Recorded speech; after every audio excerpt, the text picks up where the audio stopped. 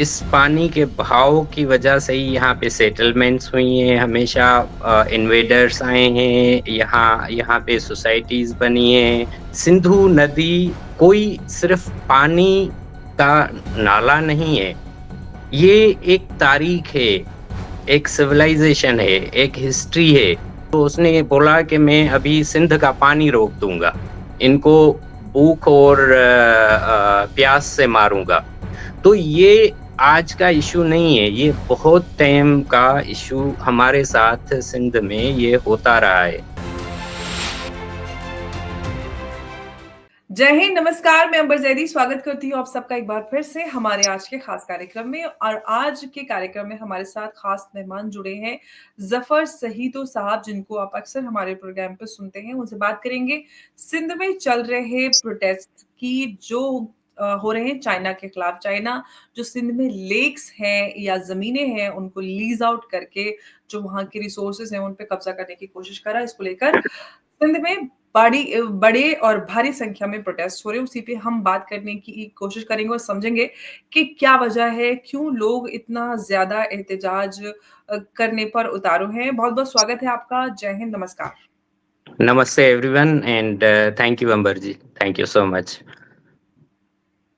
अंबर जी, सिंध में पानी का जो इश्यू है ना, वो आज से नहीं, ये एक बहुत अरसे से ऐसा समझें कि आप सिंधु जो हम जिसे इंडस रिवर बोलते हैं, तो हमेशा इस पानी के बहाव की वजह से ही यहाँ पे सेटलमेंट्स हुई हैं, हमेशा इन्वेडर्स आए हैं, यहाँ यहाँ पे सोसाइटीज़ बनी हैं।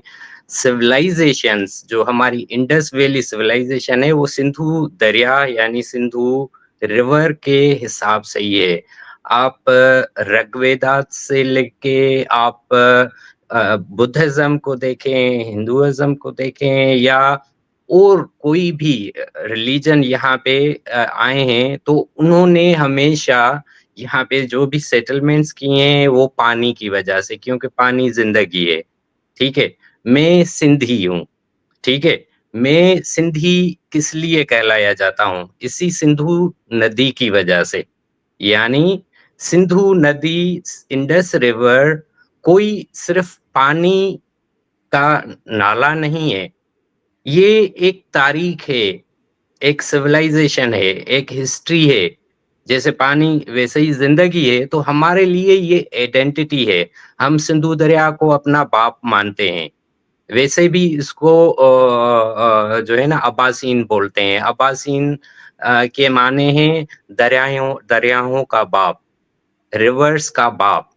तो एक इतने बड़े आप ऐसा समझें कि ज़िंदगी का जो एक हिस्सा है, उसको मुसलसल ख़त्म किया जा रहा है, ख़त्म करने की कोशिशें की जा रही हैं और जो अभी रिसेंटली प्रोटेस्ट हो रहे हैं, ये पानी का मसला पाकिस्तान, पंजाब से लेके आज से नहीं है।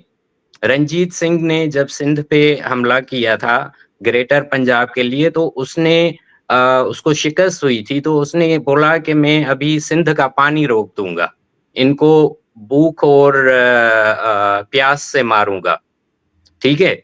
उसके बाद आप देखें जब अ, आती है ब्रिटिश राज आता है या ब्रिटिश राज से जो एक इंडिया ईस्ट कंपनी आती है, तो उन्होंने भी क्या किया कि कैनाल्स निकाले, सिंधु का पानी डाइवर्ट करने की कोशिश की और पंजाबियों को, क्योंकि पंजाबी हमेशा इनके अच्छे नौकर रहे हैं। फ़ौज में जब भी ब्रिटिश में आप देखें पंजाबी आपको ज़्यादा मिलेंगे, ब्रिटिश के टाइम में भी। आज तो वैसे ही पाकिस्तान का 75% जो मिलिट्री है वो पंजाब से ताल्लुक़ रखता है। तो जो रिटायर होता है उसको 500 एकड़ ज़मीन दे दी, किसी को 200 एकड़ ज़मीन दे दी। तो ये आज का इश्यू नहीं है, ये बहुत टाइम का इश्यू हमारे साथ सिंध में ये होता रहा है। यानी मैंने आपको हवाला दिया रंजीत सिंह से लेके ब्रिटिश राज तक अच्छा, ब्रिटिश राज के बाद जब ब्रिटिश जा रहा है, तो ऑलरेडी 3-4 कैनाल उन्होंने पंजाब को बना के दिए थे, जो सिंध का पानी था, सिंध का हक था।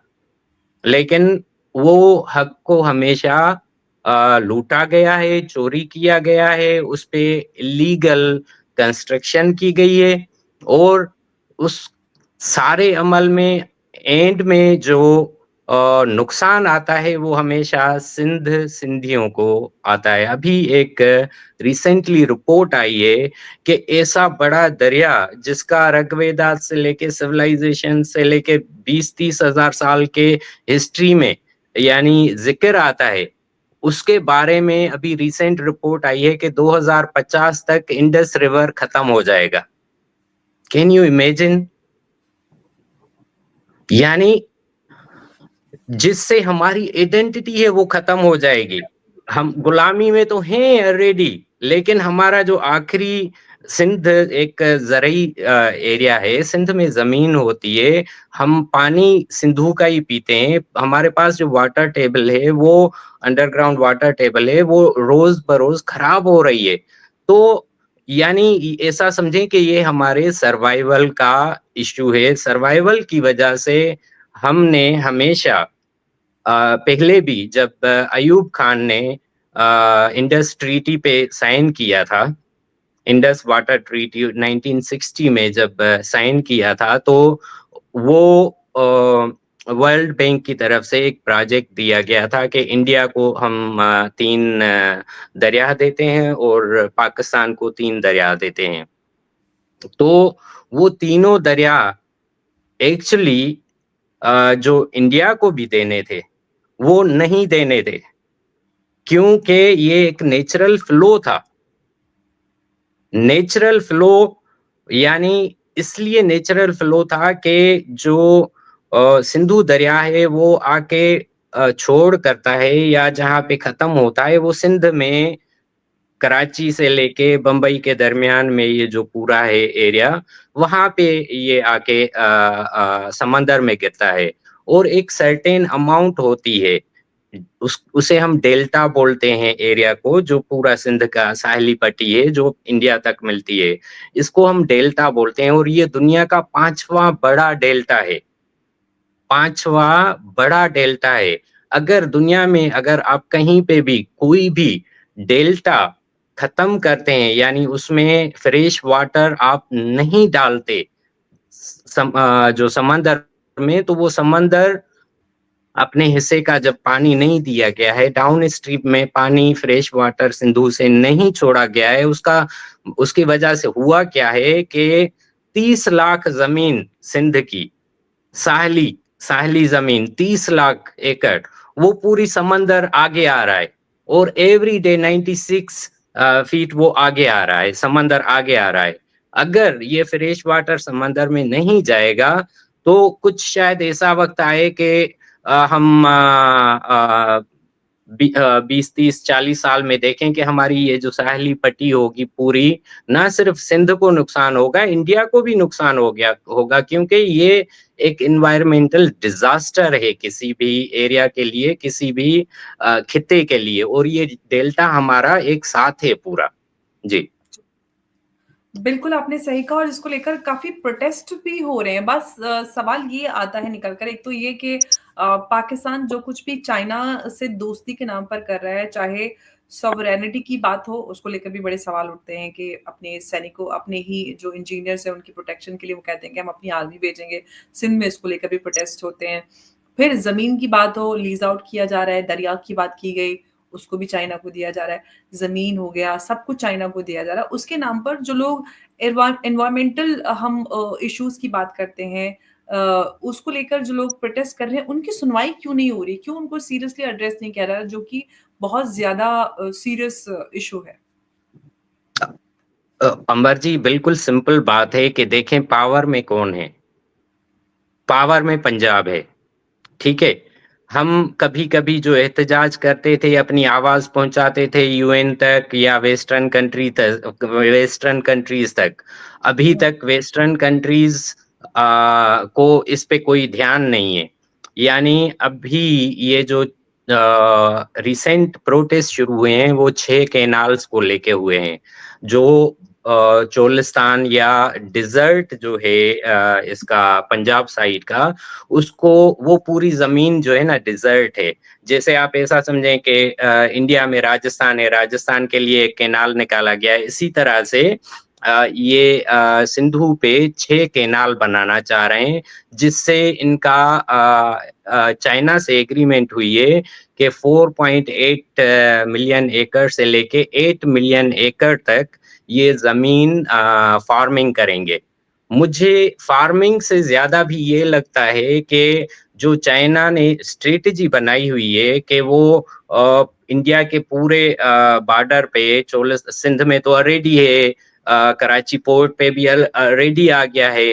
तो अभी पंजाब में वो चाइना अपनी प्रेज़ेंस जो सबसे बड़ा एलओसी है चोलिस्तान वाला, वो उस पे भी आके बैठना चाहता है। जी, ज़मीन की काश्त ठीक है, हमें मालूम है कि चाइना के पास फूड ज़मीन नहीं शॉर्टेज है। है, ज़मीन बिल्कुल, नहीं है, एग्रीकल्चर लैंड नहीं है, उनको फूड भी चाहिए।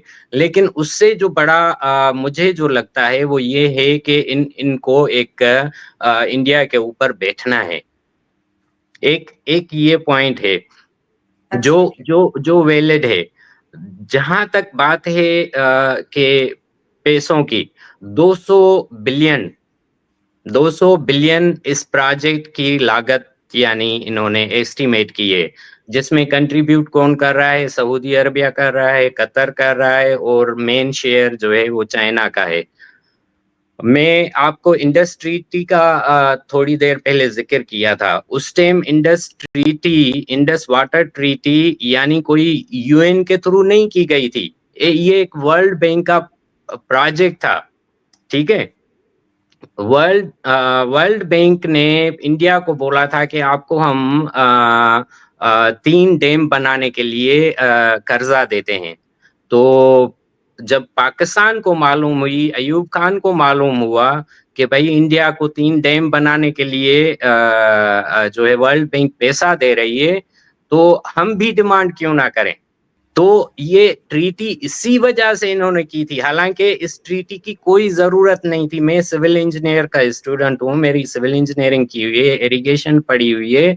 जो इंडस रिवर हो या कोई भी कैनाल हो या कोई भी नेचुरल लेक हो, उसका जो नेचुरल फ्लो होता है ना, उस अगर ज़रूरत है तो आप कोई ऐसी स्ट्रक्चर बना सकते हैं, वरना आपको कभी भी फितरत से, पानी से, नेचर से कभी भी कोई ऐसी खिलवाड़ नहीं। हाथ-चरान या आपको ऐसा कुछ नहीं करना चाहिए।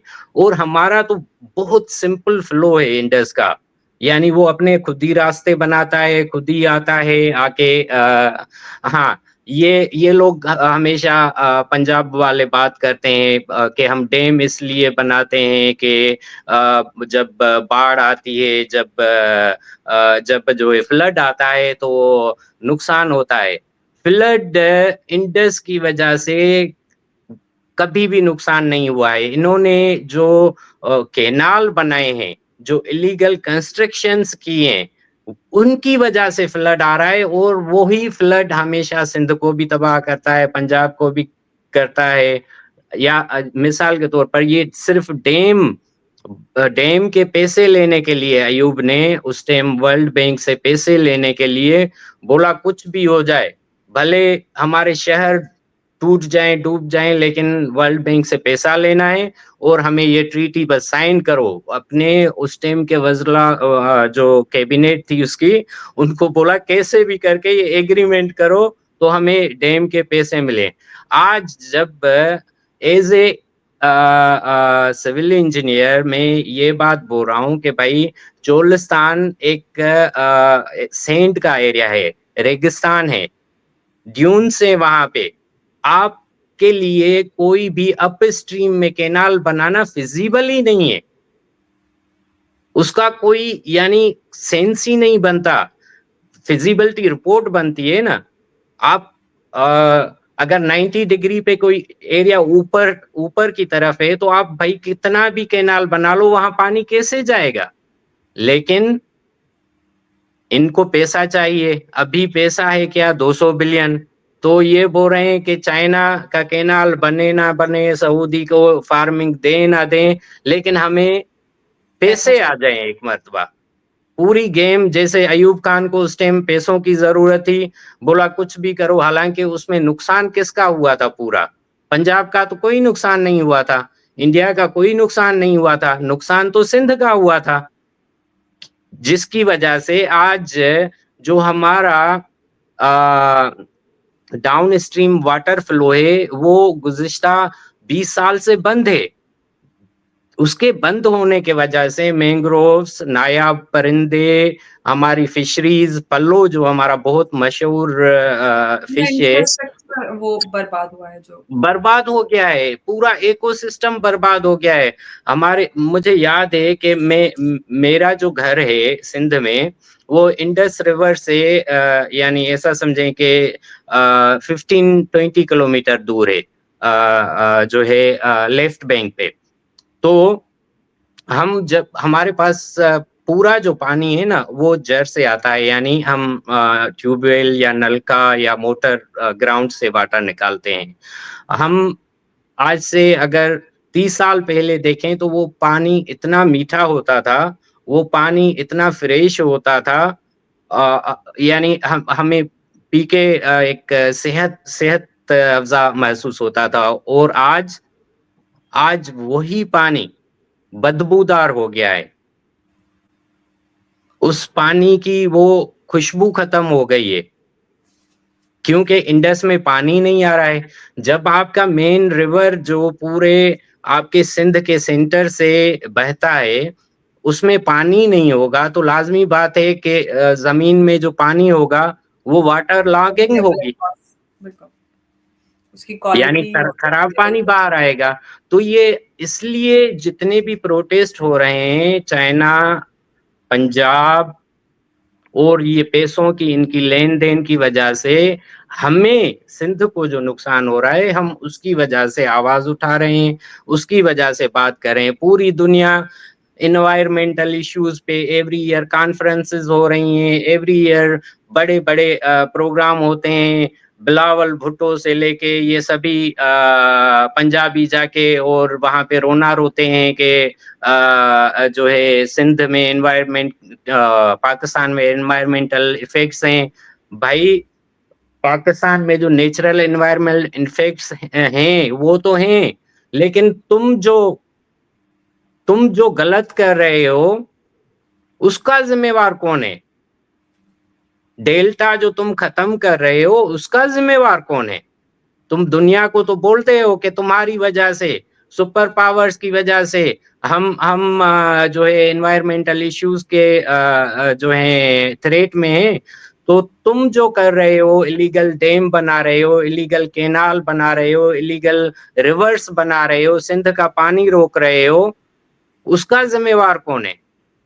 और इंटरनेशनल कॉन्फ्रेंसेस में कहीं पे भी आज तक दुनिया का 5वां बड़ा डेल्टा है जो खत्म हो रहा है, उस पे कभी कोई आवाज़ नहीं उठाता है। मुझे याद है कि ब्रिटिश टाइम में एक बीएन राव थे, जज था जिसको ब्रिटिश ने हायर किया था कि ये सिंध के मामले पे बातचीत करे या सिंध के मामले पानी को लेके वो डिस्कशन करे। तो होना ये चाहिए था, उसने रिपोर्ट भी दी कि ये जो इश्यू है वो इंडिया और पाकिस्तान के दरमियान में नहीं होना चाहिए। ये असल इश्यू सिंध का है, क्योंकि जो इंडस रिवर खत्म होता है वो सिंध में होता है और उसकी ज़रूरत है, इम्पोर्टेंस उसकी है। अगर इस पे ध्यान नहीं दिया गया, ये मैं आपको बात बता रहा हूँ 1939 की, 1939 से 1943 की बात मैं बता रहा हूँ। वो ये बात कर रहा है कि अगर इस पे प्रॉपर अटेंशन नहीं दी गई, तो 50 साल में, 1 साल में सिंध तबाह व बर्बाद हो जाएगा। अच्छा, जब इंडस ट्रीटी होती है या और कोई एनवायरमेंटल जबकि पंजाब का कुछ लेना-देना नहीं है, उनके तो ऑलरेडी जो है दरिया उन्हीं जो भी पानी आता है इंडिया से बच के, तो वो पूरा पहले उनके पास आता है, उनको इश्यू है ही नहीं। एक्चुअली हम धो रहे हैं, हम जो भी कॉन्फ्रेंस हो इंटरनेशनल उसमें सिंध को बुलाया जाए, सिंधी नेशनलिस्ट को बुलाया जाए, सिंधी कॉमपरस्तों को बुलाया जाए, जिनको असल इस मामले की परेशानी है, असल इस इश्यू के बारे में मालूम है, ना कि आसिफ जरदारी और बिलावल भुट्टो जो पपेट्स हैं इन पंजाबियों के। अभी मैं आपको एक दुःख की बात है बहुत बताता हूँ कि सिंध में क्या हुआ है रिसेंटली। आसिफ जरदारी जो सदर है अभी, उसके बाप के पास 250 जरेब ज़मीन थी सिर्फ़, 250 जरेब। मेरा गाँव और उसका गाँव 1 माइल दूर है। मेरा गाँव जो है और उसका गाँव 1 माइल दूर है। हम इनके अब्बा-ए-अजदाद और सबको जानते हैं। 250 जरेब ज़मीन थी उसके पास, वो भी लीज़ पे जीरे कितना अपनी होता है? जी? जीरे कितना होता है? यानी 1 एकड़ में 2 जरेब पड़ते हैं, 1 एकड़ में। तो ठीक है, ओ उन ऐसा समझें कि उनके पास पूरी 100 ज़मीन है। एकड़, हाँ, 100 एकड़ ज़मीन थी, वो हुँ, भी लीज़ पे। अच्छा, आज आज ज़रदारी के पास सिंध में सबसे बड़ी स्टेट जो है वो ज़रदारी के पास है। रिसेंटली भुट्टो की पूरी स्टेट 32,000 एकर्स की लैंड जो है इसने 22 अरब में खरीदी है। आसिफ जरदारी ने। आज सिंध में 1,80,000 एकड़ के करीब जो है जरदारी के पास ज़मीन है, ये जो बिलावल का बाप है, जिसके पास कितनी ज़मीन थी जिसके बाप के पास 100 एकड़ ज़मीन थी। तो पंजाबियों ने इनको फ्री हैंड दिया हुआ है सिंध में, अपना ये इनको हिस्सा देते हैं, अगर कोई भी आवाज़ उठाता है तो इनको बोला हुआ है अभी ज़रदारी बलूचिस्तान में भी इंटरफेयर कर रहा है, अभी बिलावल भुट्टो बलूचिस्तान में भी इंटरफेयर कर रहा है, लेकिन इनका टाइम ज़्यादा नहीं रहेगा, क्योंकि एक लेवल आती है ना कि जब जी, इंतहा होती है तो फिर आजा जो है बर्दाश्त ना नहीं आपका, की जाती ये हाँ, तो बर्दाश्त। तो ये यानी जिसके पास 100 एकड़ ज़मीन थी, आज वो 1,80,000 एकड़ रक़बा सिंध में मालिक है ज़मीन का, कितने साल में? 20 साल में।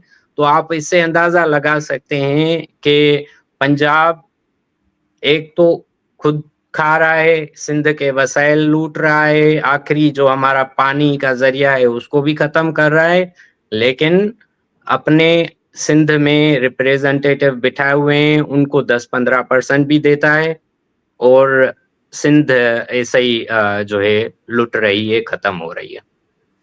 बिल्कुल, ये बात सिर्फ़ सिंध की नहीं बलूचिस्तान जो नेशनल मूवमेंट्स हैं उनको लेकर बात की जाए, सिंध की बात की जाए, जहाँ कहीं भी जो लोग असल मुद्दों की बात करते हैं उनको कहीं पे भी सीरियसली पाकिस्तान में नहीं लिया जाता।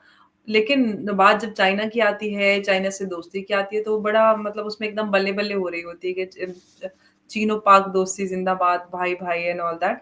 लेकिन बात ये है कि विज़नरी थॉट प्रोसेस की कमी है, जो रियल कोर इश्यूज़ हैं उनको अभी समझा नहीं जा रहा है, एड्रेस नहीं किया जा रहा है। क्या वजह है? क्यों वो कमी आती है? नेशनल इंटरेस्ट क्यों उसमें नहीं रहता जो मेन वो है मकसद क्यों नहीं है? पैसा, पंजाबियों को, पाकिस्तान को हमेशा 2 चीज़ों की ज़रूरत रही है। एक रिलीजियस एक्सट्रीमिज़्म, एक इल्लीगल पैसा। वो भले इसराइल को हथियार सेल करके मिलें, वो आपको ड्रग ट्रैफिकिंग करके मिले, वो आपको पानी या अपनी ज़मीनें बेच के मिले, क्योंकि इनके पास जितना पैसा आता है ये दूसरे मुल्कों में एस्टेट्स बना लेते हैं, दूसरे मुल्कों में कारोबार बना लेते हैं और अपना फ्यूचर सेव करते जाते हैं। इनको या ज़मीन से कुछ लेना-देना नहीं है। इनको अपनी धरती से कुछ लेना-देना नहीं है। जो इश्क होता है, जो प्यार होता है, आपके जो एक लगाव होता है ना अपनी ज़मीन से, वो इनको नहीं है। इनको लगाव है पैसे से और ये किसी के दोस्त नहीं है। आप जो बोल रहे हैं ना चाइना से बड़ी दोस्ती, चाइना वाले भी बड़े हरामी हैं, उनको भी मालूम है कि ये कितने हमसे बड़े हैं। नहीं, नहीं, दो ये दो मज़ाक के चोर अलावा सही। चोर-चोर कहते हैं ना, चोर-चोर मौसेरे भाई। हाँ, हाँ, और अमेरिका को भी ये मालूम है। कि तो ज़्यादा दिन चलने वाला नहीं है। जिस दिन एक अमेरिका चोर अमेरिका जेल को भी का मालूम है कि ये किसी के दोस्त नहीं है, ये सिर्फ़ पैसे के दोस्त हैं। अभी चाइना ने 200 मुल्कों की सॉरी मेरे 20 मुल्कों की एक लिस्ट शाया की जिसमें वीज़ा फ्री एंट्री दे दी। जी। हमारे से बड़ा जो पाकिस्तान उनका दोस्त है, उनको वीज़े की रिस्ट्रिक्शंस है। तो तो आप पाकिस्तान को सम तो यूएई ने भी बैन कर दिया वीज़ा। तो उन्होंने बहुत तो मैं स्ट्रिक्ट कर नहीं यूएई तो चलो चलें किंगडम है ना, लेकिन जो उनका और स्टिल सबसे बड़ा हिमालय से बड़ा जो दोस्त है दोस्त था, वो जी। वो और यहाँ पे अमेरिका में मिसाल के तौर पर पाकिस्तान का तो बहुत टाइम से वो बंद किया हुआ है। तो ये चाइना को भी मालूम है, ये रशिया को भी मालूम है, ये अमेरिका को भी मालूम है, ये सबको मालूम है कि ये एक मिलिट्री ग्रुप है, पाकिस्तान के नाम पे, पंजाब के नाम पे जिनके पास न्यूक्स हैं, जिनके पास न्यूक्लियर आर्सेनल्स हैं। जब तक ये इनके पास हैं, इनको पैसा मिलता है, अहमियत मिलती है, बाकी सब को मालूम है कि ना ये किसी के दोस्त हैं। मैं अक्सर यही सोचता हूँ कि अगर इंडिया कोई 400-800 बिलियन इनको दे दे तो ये सब कुछ अपना उसी को ही दे देंगे, लेकिन मालूम नहीं ये अभी तक क्यों नहीं दे रहे हैं या इंडिया उनको ऑफर पता है क्यों ना नहीं कि कर वो रहा है। इतने भरोसेमंद नहीं है, तो 800 हाँ, बिलियन डॉलर दे बात बात फिर यही आ जाती है कि कोई इन पे भरोसा भी नहीं करता। अभी चीन चीन भी इन पे कोई भरोसा नहीं करता है, लेकिन हर कोई अपनी ऑफर लेकिन या चीन उनके रिसोर्सेज़ हथियार है ना, ज़मीन, दरिया, सारी चीज़ें। अ अंबर जी आप देखें 30 साल से चाइना के प्रोजेक्ट्स चल रहे हैं, कोई भी उनको अभी तक सक्सेसफुल नहीं हुआ है। हाँ, जो मिसाल के तौर पर रॉ मटेरियल है वो लोग उठा रहे हैं बलूचिस्तान से और सिंध से जो नेचुरल रिसोर्सेज़ के रॉ हुँ, मटेरियल हैं वो उठा रहे हैं। लेकिन अभी तक उनका कोई बड़ा प्रोजेक्ट वो नहीं हुआ है। बाकी ये जो चीज़ें ये लोग कर रहे हैं, वो सिर्फ़ वक़्ती हैं। अपना चाइना और अमेरिका का जो टज़ल है या चाइना को इंडिया के ऊपर बैठना है, उ ये एक ऐसा समझें कि स्ट्रैटेजी है। बाकी रियल में पाकिस्तान ना किसी का दोस्त है, ना कोई पाकिस्तान का दोस्त है। जी, बिल्कुल आपने सही कहा और इसी वजह से जो लोग सिंध में हैं, बलूचिस्तान में हैं, चाहे इनफैक्ट अब तो अफ़गानिस्तान से भी बहुत बड़ा उन्होंने पंगा मोल ले लिया है। पाकिस्तान जी। ने अफ़गानिस्तान में कैंप्स पे एयर स्ट्राइक की जहाँ पर बच्चे और औरतें मारे गए हैं और अफ़गान हुँ, तालिबान बहुत गुस्से में है। पाकिस्तान की खैर नहीं है, मुझे अब ऐसा लग रहा है क्योंकि तालिबान छोड़ने वाले नहीं, तो पहले ही गुस्से में थे। बहुत-बहुत शुक्रिया ज़फ़र साहब आज की इस अहम चर्चा में जुड़ने के लिए हमारे साथ। बहुत-बहुत शुक्रिया थैंक यू, आपका। थैंक धन्यवाद। You, thank you.